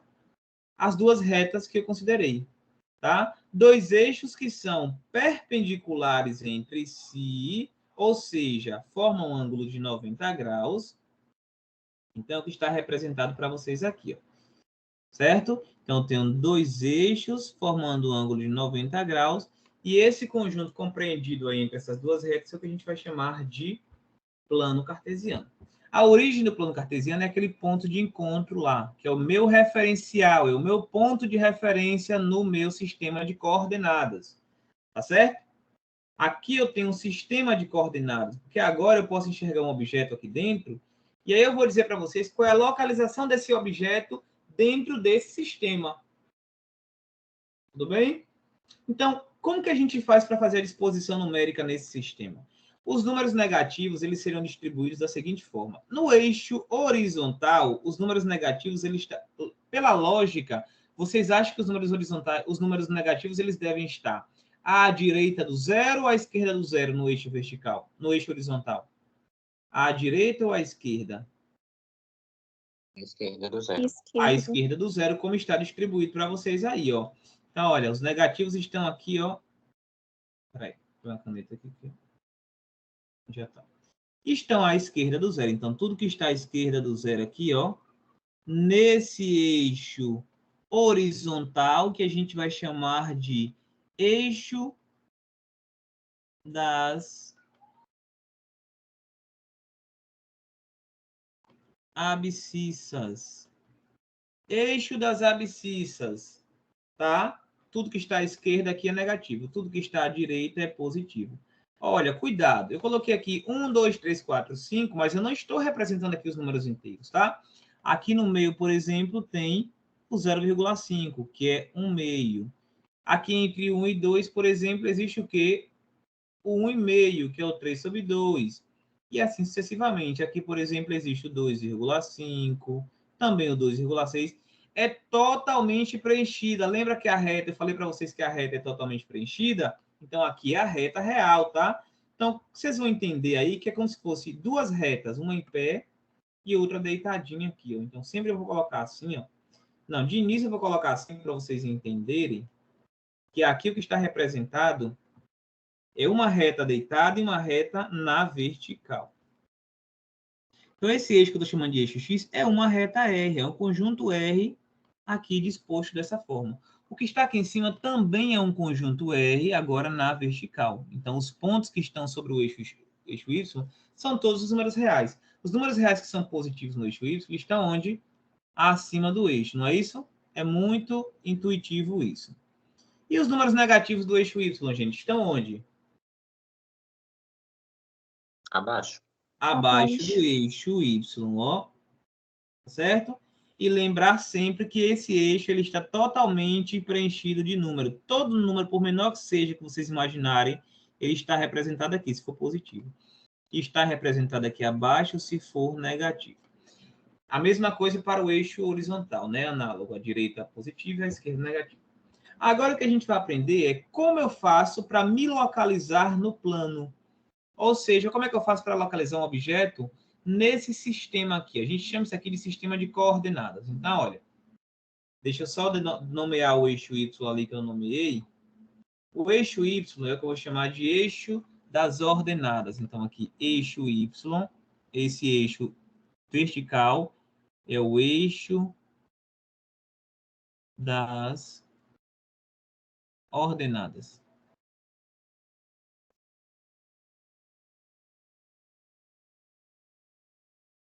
Aqui, como eu já tinha dito, o eixo X é o eixo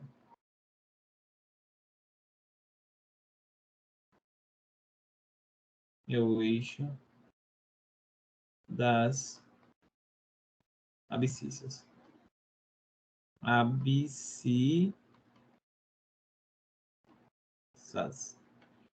Como é que eu faço para me localizar? Imagine que vocês têm uma formiguinha que está nesse sistema de coordenadas, tá? Esse conjunto disposto assim, ó, eu pulei, foi? Eu ia falar dos quadrantes, mas enfim.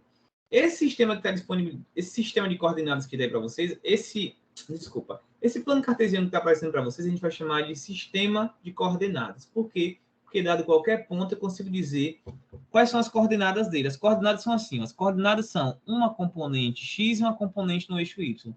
Aí eu coloco assim, entre parênteses, no primeiro espaço eu coloco a componente x, no segundo espaço eu coloco a componente y. Isso aqui é uma coordenada para um objeto que está aí nesse ponto, nesse plano. Por exemplo, digamos que eu tenho um objeto que está paradinho aqui, ó, uma formiguinha que está paradinha aqui. Aí eu falo para vocês, ó, a formiguinha se deslocou 3 unidades na horizontal. Então, ela foi parar em qual ponto aí? Sobre qual eixo? Sobre o eixo X ou sobre o eixo Y? Se foram 4 unidades positivas na horizontal. No eixo X. Em qual ponto ela foi parar? Se eu desloquei 3 unidades? No 3. Eu vou falar assim, ó, deslocou 3 unidades para a direita, né? Então, no 3.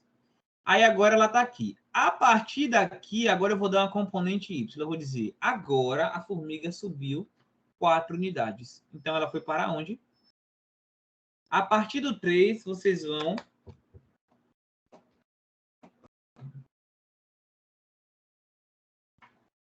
A partir do 3, eu vou para onde? Se eu vou subir 4 unidades...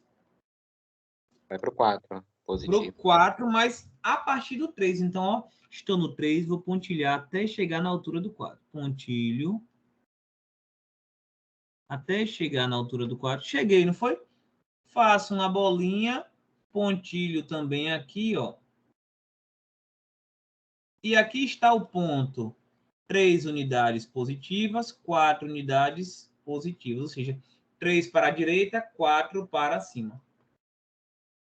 E aí, se eu dissesse para vocês, olha, gente, A formiga está localizada no ponto 3, 4. Então, é isso que vocês vão entender. Vocês vão imaginar assim, que ela estava parada na origem e aí ela vai fazer o seguinte, ela vai se deslocar 3 unidades para a direita, porque é positivo, e 4 unidades para cima, porque é positivo. Aí agora eu vou pedir para vocês representarem, digamos que a formiga, ela voltou para a origem, e agora eu quero que vocês representem o seguinte ponto, a seguinte localização dessa formiga. Quero que vocês coloquem agora a localização dela, se ela está aí, ó, no ponto -2, 3. Então, vocês sempre imaginam que ela está paradinha na origem, né? E agora ela está paradinha na origem. Ela deslocou quantas unidades no eixo horizontal? E foi para a direita ou para a esquerda? 2 para a esquerda. Então, deslocou 2 unidades, como é negativo, para a esquerda. Então, do 0 eu vou 2 unidades para a esquerda no eixo horizontal. 1 unidade, 2 vim parar aqui. Agora, a partir do 2, ela desceu, subiu. E quantas unidades? Eu não escutei qual foi o outro que você falou. Agora, a partir desse 2, que é onde ela está no eixo horizontal, ela vai descer ou vai subir? E quantas unidades? Vocês olham aqui, no ponto. Ela subiu 3 unidades? Vai subir 3 unidades, é porque é 3 positivo. Escutou, Railan? Eu não tinha escutado o 3 que você tinha falado antes. Ah, mas agora tá claro, né? Ela vai subir, ó, 3 unidades. Então, vamos subir até a altura do 3. O 3 está aqui, ó. Então, vou subir até a altura do 3. Então, vamos lá, ó. Sobe, sobe, sobe. 3 unidades até aqui. Marcou o ponto, então é aqui que ela tá, ó. Só termina de pontilhar, fica bonitinho aqui. E aí, você sabe que o ponto -2, 3 está aqui em cima. Tá certo? E se eu perguntasse para vocês? A formiga está no ponto 0, 0. Em qual lugar do plano ela está localizada? No ponto inicial, no 0. Na origem do sistema, né? Que é aqui no 0, ó, na origem. Porque ela não deslocou nem para a horizontal e nem para a vertical. Ela ficou paradinha lá, ó. 0 unidades na horizontal, 0 unidades na vertical. Tudo bem? E agora, ó, digamos que eu quero o seguinte. Qual é a localização dela se as coordenadas dela em determinado instante foram as seguintes, 5, 0. Vamos mudar a cor. Deixa eu mudar a cor. O 5, 0 eu quero outra cor. Aqui, ó. Vamos chamar esse ponto aqui, ó, de... A gente pode chamar cada um ponto desse. A gente vai usar a letra maiúscula para denotar um ponto, tá? Posso chamar esse ponto aqui, ó, de... Ah, a formiga está no ponto P. Aqui. Aqui eu poderia chamar de... Depois eu mudo a caneta. Ponto A, ponto B. E agora? Em qual lugar do plano a formiga está? Olha as coordenadas dela aqui. É no ponto P, de coordenada 5, 0. Como é que eu faço? Sempre eu vou imaginar que eu estou partindo de onde? Do 0. Da origem, né? Que é o 0, 0. E aí, o que, que eu vou fazer agora? Vamos lá, me diga aí como é que foram os deslocamentos dessa formiga aí. Primeiro deslocamento na horizontal foi como? 5 para a direita. Sempre vai ser assim, ó, gente. Horizontal, vertical. Sempre vai ser assim. Sim, vamos lá. 5 unidades para a direita ou para a esquerda? Direita. Direita que é positivo. Então, 1, 2, 3, 4, 5. Na horizontal está aqui. Deslocou alguma unidade na vertical? Não. Então, o ponto vai ser onde? Exatamente aqui, ó, sobre o 5. Então, aqui sobre o eixo X está o ponto de abscissa 5 e ordenada 0. E esse é o ponto P, ó. Você pode colocar assim. Aí eu vou pedir para vocês representarem outro ponto e vocês vão me dizer se isso aí dá para a gente generalizar. E se eu pego o ponto Q de coordenadas -2, 0, como é que eu faço agora? Novamente, partindo do 0, o que é que a formiga vai fazer? Vamos lá.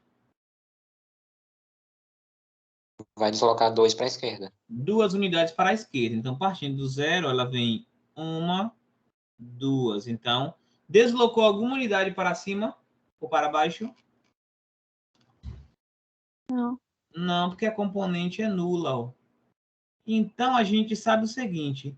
Sempre que o ponto tem ordenada, ordenada é o y, ordenada nula, ele vai estar sobre qual eixo? Sobre o eixo x ou sobre o eixo y? Sempre que o yzinho for 0, ele vai estar sobre o eixo x ou o eixo y? Bota um A qualquer aqui. Eixo X. Então, toda vez que o y for 0, significa dizer que ele está paradinho, os pontos estão sobre o eixo x. Tá certo, gente? Ou seja, porque se o y foi 0, não houve deslocamento nem para baixo nem para cima. Aí agora, de forma análoga, eu quero que vocês me digam, e se eu pego um ponto R agora, da forma 0, 3, a intuição de vocês diz o quê? Que esse ponto vai estar sobre qual eixo? Sobre o eixo Y. Sobre o eixo Y. E vamos entender por quê? Vocês estão paradinhos na origem, no 0, 0 que está aqui. Aí vai fazer o deslocamento. Quantas unidades para a esquerda ou para a direita? 3 unidades para cima. Mas calma. Primeiro, quantas unidades para a esquerda ou para a direita? Nenhuma. Nenhuma. Então eu fico paradinho onde eu já estava, no 0, 0. E a partir daqui do 0, 0 onde eu estou, agora eu vou o quê? 3 unidades para cima, como o Raylan falou. Então, sobe 1, sobe 2, 3 é aqui. Então, ela está sobre... Então, de acordo com a intuição do colega aí, ó, de fato, ela continua aqui, ó. Ela está sobre o eixo Y. E qualquer ponto que a gente pegar, ó, quando o x for 0, significa dizer que ele estará sobre o eixo Y sempre. Então, é bem intuitivo aí. O x é 0, vai estar sobre qual eixo? O eixo Y, que é aquele elemento não nulo. Se o Y for 0, claro que vai estar sobre o eixo X. Tranquilo? Tá claro para todo mundo aí? Para mim tá. Sim. Deixa eu ver se tem mais alguma coisa que eu tenho que falar. Ah, quadrantes. É porque essa parte de quadrantes era para ser no slide anterior. Essa parte era para... Quadrantes são as 4 regiões. O nome está dizendo quadrante 4. Então, quando eu faço esse cruzamento, eu divido o plano. O plano, vocês imaginam a folha. E quando vocês passam uma reta na horizontal e uma reta na vertical, vai dividir a folha em 4 partes. Que é esse pedaço daqui, esse pedaço aqui à esquerda, esse pedaço aqui abaixo, esse pedaço aqui à direita. Né? Em 4 pedaços. Então, o plano fica inteiramente dividido em 4 pedaços. Aí vocês têm o seguinte. Ó. Se eu pegar um ponto, se eu desenhar um ponto aqui, ó, sobre o eixo X, vocês já sabem o quê? Que qual componente dele vai ser 0? O X ou o Y? Se ele está sobre o eixo X. O Y. A componente Y dele é 0. Então, pronto. Se um ponto está sobre o eixo X, componente Y é 0. Se um ponto está sobre o eixo Y, vocês sabem o quê? Que a componente X dele é o quê? 0, né? 0. Porque não teve deslocamento para a direita nem para a esquerda. Pronto. Então, se os pontos estão sobre os eixos, vocês já sabem que, dependendo do eixo, a componente daquele eixo vai ser nula. Do outro eixo vai ser nula. Mas vamos lá. Temos 4 regiões. Essa primeira região aqui, que eu vou chamar de primeiro quadrante. Primeiro quadrante. Então, é esta região aqui, ó, delimitada aqui pela parte positiva do eixo X e pela parte positiva do eixo Y. Então, é todo esse pedaço aqui, ó. Primeiro quadrante é tudo isso aqui, ó. Tudo isso aqui. Certo? E aí eu quero que vocês me digam. Pega um ponto no primeiro quadrante, um ponto qualquer. Vamos pegar um ponto no primeiro quadrante. Vou mudar aqui a cor, porque é uma caneta diferente. Vamos pegar um ponto aqui. Por exemplo, esse. Esse aqui. Ó, ele tem abscissa ordenada 2 e abscissa 1, né, gente? É o ponto que tem o quê? Abscissa 1, então é o ponto e ordenada 2. Então é o ponto 1, 2. Concorda comigo que é o ponto 1, 2? Um de x, 2 de y. Qual é a característica que esses pontos do primeiro quadrante têm? Qualquer ponto. Será que o x e o y são ambos positivos? Será que o x é positivo e o y é negativo? E vice-versa. O que é que acontece? Para qualquer ponto que está aqui no primeiro quadrante. Se ele está... Os dois. O x é o quê? Se ele está à direita do zero, os pontos estão aqui, ó, os x estão à direita do zero, não é isso? Então, o x ele é o quê? Se o ponto está no primeiro quadrante, positivo ou negativo? Positivo. E o y? Se está no primeiro quadrante, o y está onde? No Aqui positivo. acima, não é isso? Então, o y também é positivo. Aí, seguindo aí essa lógica, né? O segundo quadrante vai ser... A numeração dos quadrantes vai acontecer no sentido anti-horário, tá, gente? Então, é este sentido aqui, ó, o sentido contrário ao sentido dos ponteiros do relógio. Então, olha, o segundo quadrante é esse aqui. Segundo quadrante. E aí eu quero que vocês me digam, se um ponto está no segundo quadrante, o x dele é positivo ou negativo e o y dele é positivo ou negativo? Porque X negativo e Y positivo. né? Um ponto aqui ele tem coordenada x e coordenada y. Aqui a mesma coisa, qualquer ponto que eu pegar aqui, ele tem um x que é lá embaixo e y que é lá no eixo dos y. Então aqui agora vocês verificaram, deixa eu só terminar de nomear os quadrantes, aqui eu tenho um terceiro quadrante.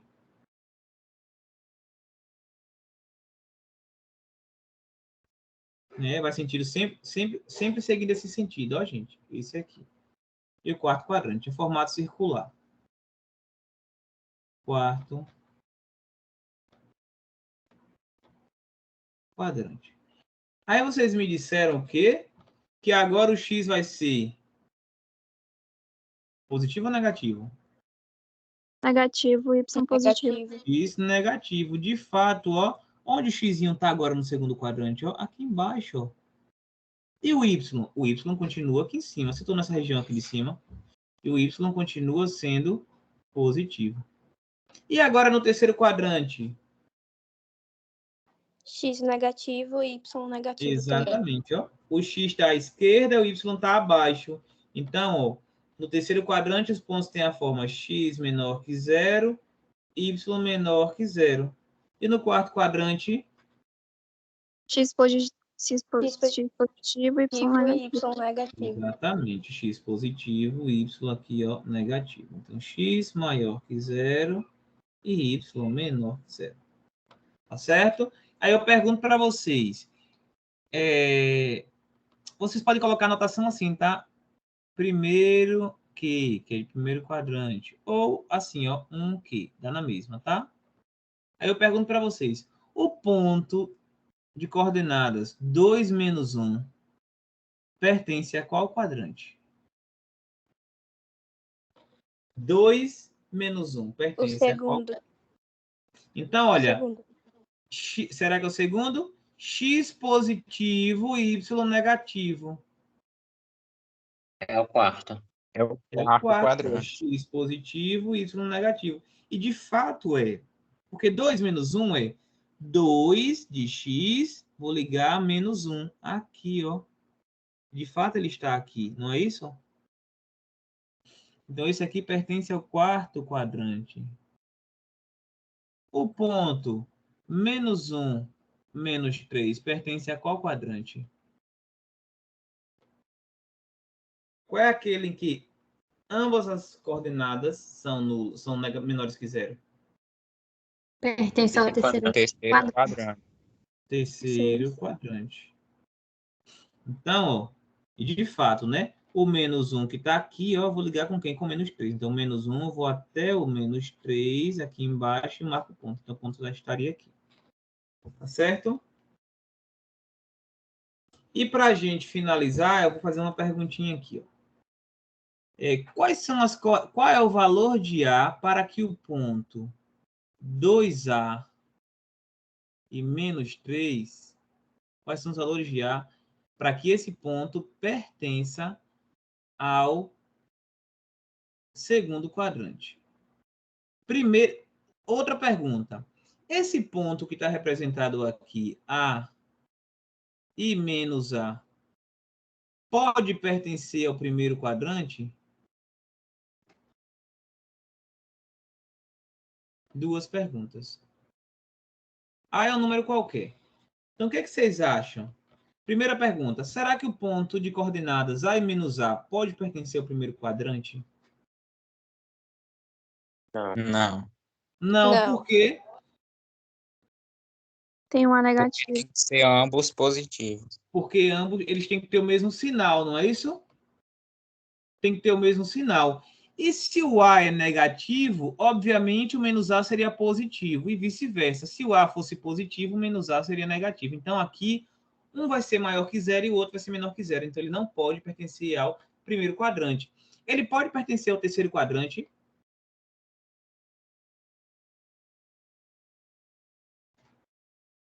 Não, também. Não, também, porque A e menos A, se um é positivo, o outro é negativo. Então, eles têm sinais opostos. Eles só podem pertencer a... Esse ponto só pode pertencer a quais quadrantes? Quarto. Segundo ou quarto, não é isso? Porque se eu pegar o A igual a menos 2, por exemplo, menos A vai ser quanto?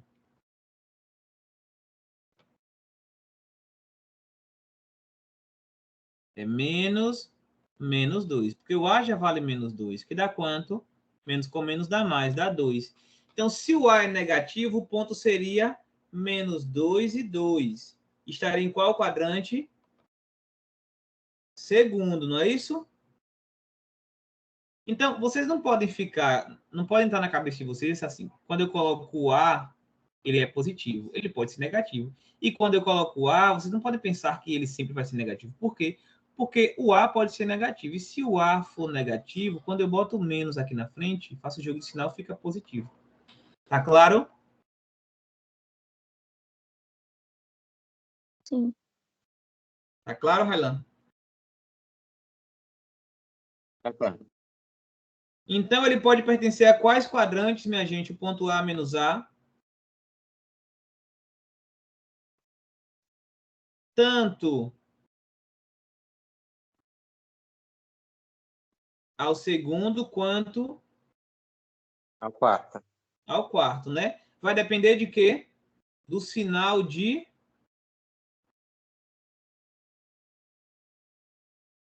do A, não é isso? Vai depender do sinal do A. Se o A é positivo ou se ele é negativo. Quando vocês enxergam, quando eu escrevo isso aqui, ó, na cabeça de vocês, vocês têm que pensar sempre assim, ó, o professor escreveu menos A. Então, o professor está dizendo assim, ó, quando o professor escreve menos A, ele está dizendo assim, oposto de A. Ele não está dizendo A negativo, ele está dizendo oposto de A. Aí, se ele fala A é menos 2, quem é o oposto de menos 2? Quem é o oposto de menos 2 é 2. Então, o menos, não é que o menos denote, por sua natureza, denote coisa negativa. Se o menos está na frente de um número específico, claro que ele está dizendo que aquele número é negativo. Mas se o menos está na frente de um número genérico, né, de uma letra que representa um número, ele está representando o oposto daquele número, que pode ser negativo ou pode ser positivo.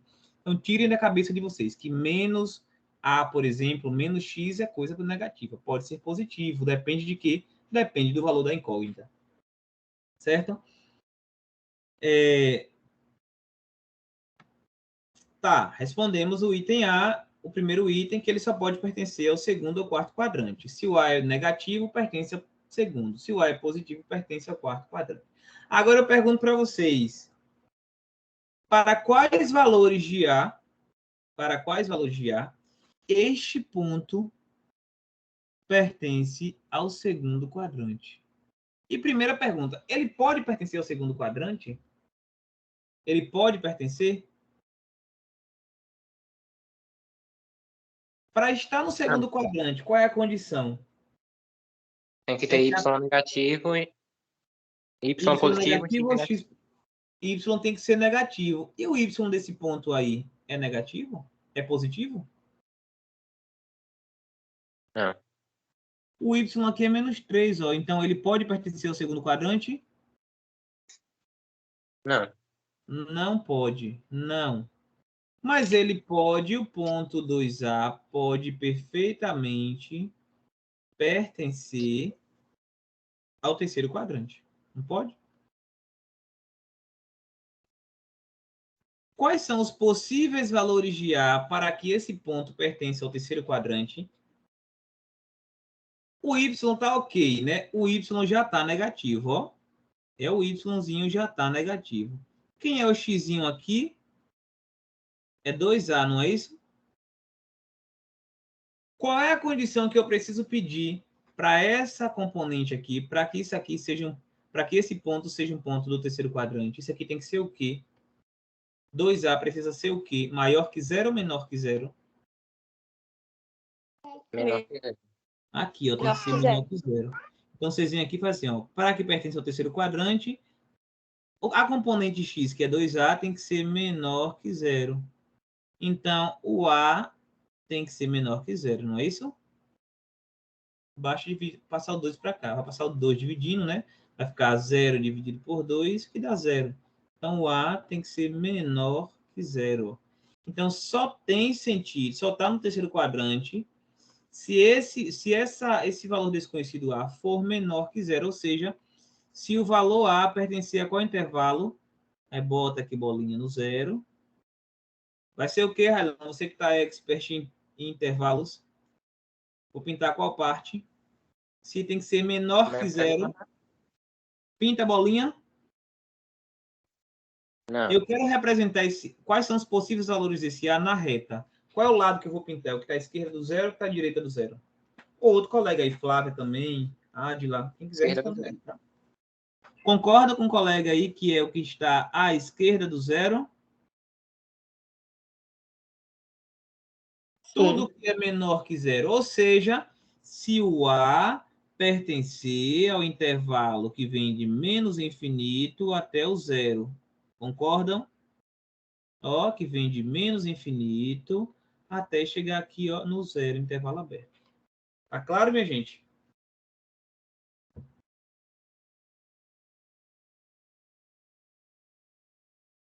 Hein? Digam aí. Tá claro. Tá claro, professor. Eu peguei as 2 aulas assíncronas de hoje. Peguei, não foi, minha gente? Eu falei. As 2 aulas de SIDA hoje, deixa eu ver, assíncronas são minhas. Não vou passar lista nova, porque assim, a gente tem aula síncrona, uma aula síncrona, 2. Amanhã nós temos 3 aulas síncronas, tá? A de SIDA e minhas 2 nos últimos horários. E aí eu não vou passar lista nova hoje, porque na sexta eu passo lista, senão fica muita lista para vocês, tá?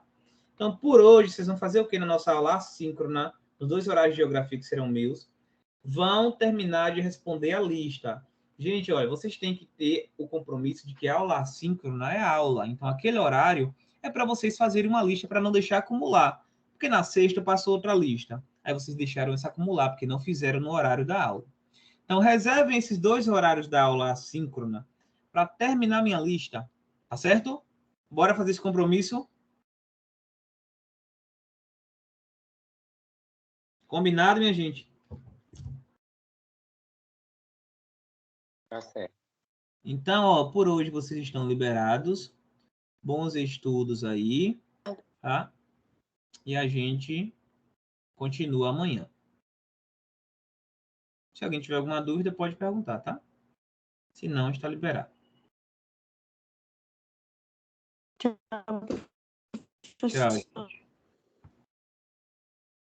Tchau, professor. Tchau. Aqui. Tchau, professor. Tchau.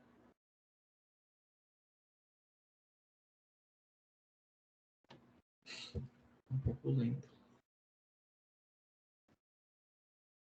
Cibele e Renata, eu vou tentar... Vou colocar para gravar. Ah, saíram já. Ô, professor. Oi, Saulo. Eu mandei umas dúvidas sobre a lista, sobre as listas, mas eu só enviei 2 dúvidas no WhatsApp do senhor. Sim. O senhor pode responder agora ou, se quiser, pode responder logo agora? Se o senhor quiser. Peraí. Posso responder? Pode agora? Peraí. Só aparece a gravação aqui. Certo.